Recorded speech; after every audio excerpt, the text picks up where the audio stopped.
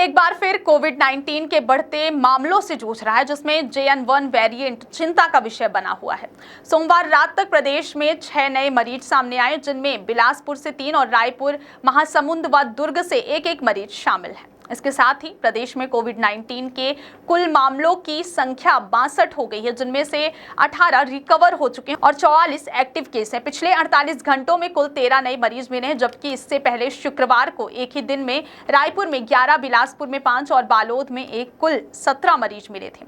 नए वेरिएंट के आने के बाद यह एक दिन में सबसे बड़ा आंकड़ा था, जिसके बाद पूरा प्रशासन हाई अलर्ट मोड पर आ गया है। सरकारी जिला अस्पतालों और अन्य स्वास्थ्य केंद्रों में पिछले 2 दिनों से सभी तरह के स्टाफ, चाहे वो टेक्निकल हो या नॉन टेक्निकल, को प्रशिक्षण दिया जा रहा है। इसमें सैंपल कलेक्शन से लेकर कोविड मरीज के इलाज तक की ट्रेनिंग शामिल है। आपातकालीन स्थितियों से निपटने के लिए मॉक ड्रिल भी कराई गई है। प्रदेश में अब तक रायपुर में 22, बिलासपुर में 15, दुर्ग में 7, बालोद में 1, बस्तर में 1 और महासमुंद में 1 सहित कुल 6 जिलों में कोविड के मरीज मिल चुके हैं। 44 एक्टिव केस में से 40 होम आइसोलेशन में हैं, जबकि 3 ऑक्सीजन सपोर्ट पर हैं और 1 मरीज होम आइसोलेशन में है। मेकाहारा के डॉक्टर RK पांडा के मुताबिक अधिकांश मरीज होम क्वारंटाइन हैं, लेकिन डायबिटीज पेशेंट और चेन स्मोकर्स जैसे पहले से बीमार लोगों को नए वेरिएंट से ज़्यादा खतरा है। उनका मानना है कि नया वेरिएंट पहले की तुलना में कम खतरनाक है और फैटिलिटी रेट सिर्फ 2% है।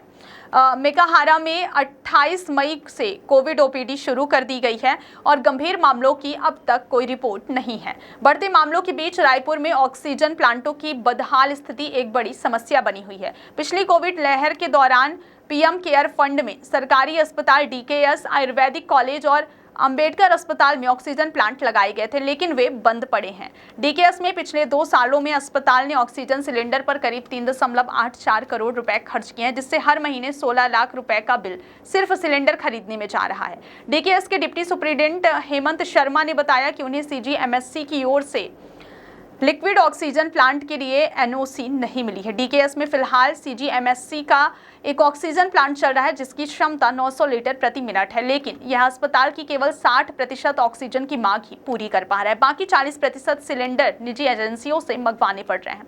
ऐसे में यदि कोविड के मामले अचानक बढ़ते हैं तो सरकारी सिस्टम ऑक्सीजन की पूरी मांग को पूरा करने की स्थिति में नहीं होगा और लोगों को निजी सिलेंडर खरीदने पड़ सकते हैं, जिसकी कीमत 300 से 400 रुपए प्रति जंबो सिलेंडर होगी, जो केवल 4 से 5 मिनट ही चल पाता है।